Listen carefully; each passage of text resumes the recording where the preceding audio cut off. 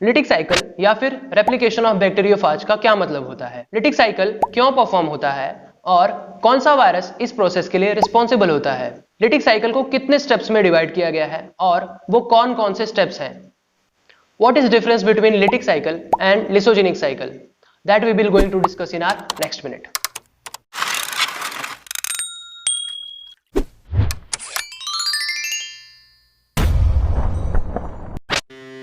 जब कोई वायरस किसी भी सेल को इन्फेक्ट करके वायरसेस की कई सारी कॉपीज़ बनाने के लिए उसका इस्तेमाल करता है तो उस प्रोसेस को हम लिटिक साइकिल कहते हैं।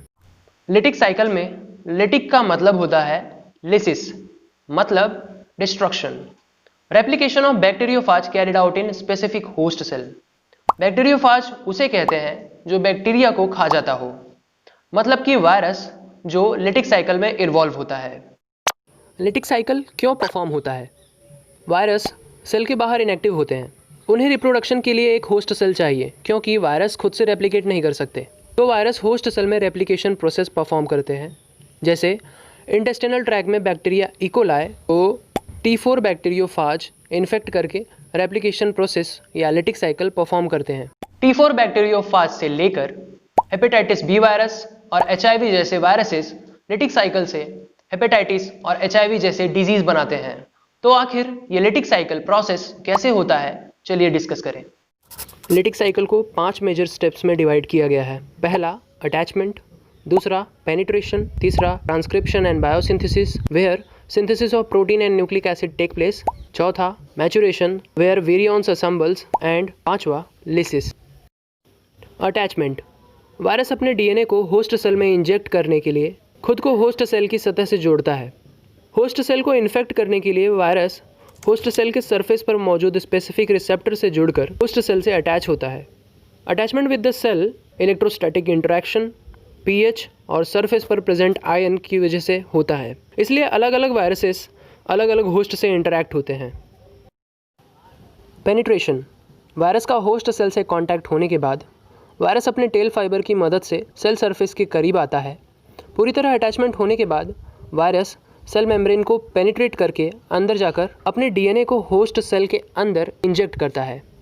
वायरस अपने जेनेटिक मटेरियल को बैक्टीरियल मेम्ब्रेन में इंजेक्ट करके सेल को इन्फेक्ट करता है। इस दौरान कैप्सिड वायरस का प्रोटीन कोड सेल सरफेस पर ही रहता है, जिसे घोस्ट कहते हैं। Synthesis of protein and nucleic acid, virus host cell के रेप्लिकेशन सिस्टम को हाईजैक कर लेता है और उन्हें अधिक वायरस बनाने के लिए यूज़ करता है। होस्ट सेल के डीएनए को डिग्रेड किया जाता है और सेल के मेटाबॉलिज्म को फाज बायोसिंथेसिस शुरू करने के लिए निर्देशित किया जाता है। फाज डीएनए सेल के अंदर रेप्लिकेट करता है, नए फाज अपना डीएनए और प्रोटीन सिंथेसाइज करता है। कैसे? वायरस डीएनए खुद को मैसेंजर आरएनए में बदल लेता है, फिर यही एमआरएनए होस्ट सेल के राइबोसोम को निर्देशित करने के लिए उपयोग किए जाते हैं। जो पहला पॉलीपेप्टाइड ट्रांसलेट होता है उससे होस्ट सेल के डीएनए को खत्म कर दिया जाता है। एंजाइम रिवर्स ट्रांसक्रिप्टेज ट्रांसक्राइब होकर आरएनए से डीएनए में, जो कि फिर से ट्रांसक्राइब होकर आरएनए में कन्वर्ट होता है। एक बार जब वायरस डीएनए होस्ट सेल के मशीनरी पर कंट्रोल पा जाता है तो virus DNA protein synthesis start करके वायरस मल्टीप्लिकेशन शुरू कर देता है। विरियॉन असेंबली, पूरी तरह से बने वायरल फाजेस रेप्लिकेटेड मटेरियल जैसे हेड, टेल फाइबर असेंबल होते हैं।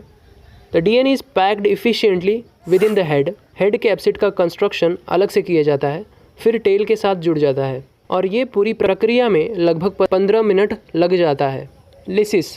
लिसिस ऑफ सेल अचीव्ड होता है एंजाइम इंडोलाइसिन की वजह से, जो सेल वॉल का ब्रेकडाउन करता है। इन्फेक्टेड सेल जो इस प्रक्रिया में अपने आप डिस्ट्रॉय हो जाती है, उसमें से न्यूली फॉर्म्ड फाजेस बाहर निकलते हैं और नए होस्ट सेल को इन्फेक्ट करने के लिए तलाश शुरू कर देते हैं। तो ये हुआ लिटिक साइकिल, जिससे वायरस रेप्लिकेशन परफॉर्म करके अपने कॉपीज बनाते हैं।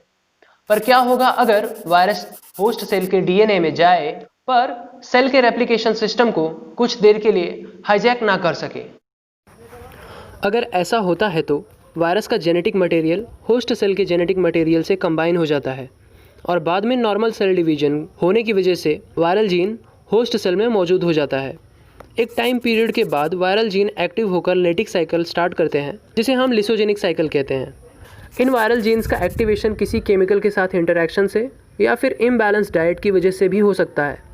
ज़्यादातर tumour causing viruses lysogenic cycle follow करते हैं। तो फिलहाल के लिए बस इतना ही। अपने ओपिनियन और सजेशंस मुझे कमेंट करके ज़रूर बताइए। ये वीडियो आपको पसंद आया हो तो लाइक कीजिए। ऐसे ही साइंस रिलेटेड टॉपिक को इजीली समझने के लिए चैनल को सब्सक्राइब करके लेटेस्ट अपडेट के लिए बेल आइकन को ज़रूर दबाएं और मुझे अपना कीमती समय देने के लिए धन्यवाद।